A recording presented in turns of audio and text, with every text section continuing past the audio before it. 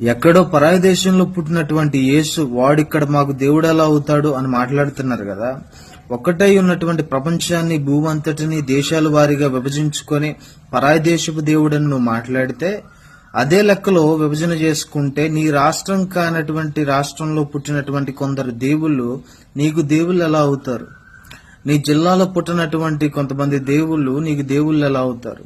నీ గ్రామంలో పుట్టినటువంటి కొంతమంది దేవుళ్ళు నీకు దేవుళ్ళు ఎలా అవుతారు? నీ యొక్క వీధిలో పుట్టినటువంటి దేవుళ్ళు నీకు దేవుళ్ళు ఎలా అవుతారు? ఒక దేశంలో పుట్టలేదు కాబట్టి నీకు దేవుడు కాదు అని అంటున్నావు. అదే నీ రాష్ట్రంలో పుట్టలేదు కదా, మరి అలాగా నీకు దేవుడు ఎలా అవుతాడు?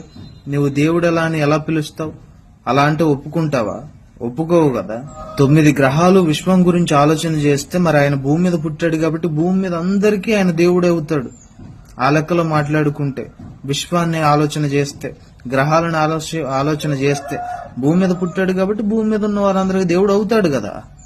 దేవుడు ఒక దేశానికో, ఒక ప్రాంతానికో, ఒక వర్గానికో పరిమితం అవ్వడు. ఆయన సమస్తానికి ఆధారం అవుతాడు. ఆ విషయాన్ని అర్థం చేసుకోవాలి. అర్థం చేసుకునే మనసు మనకు ఉండాలి.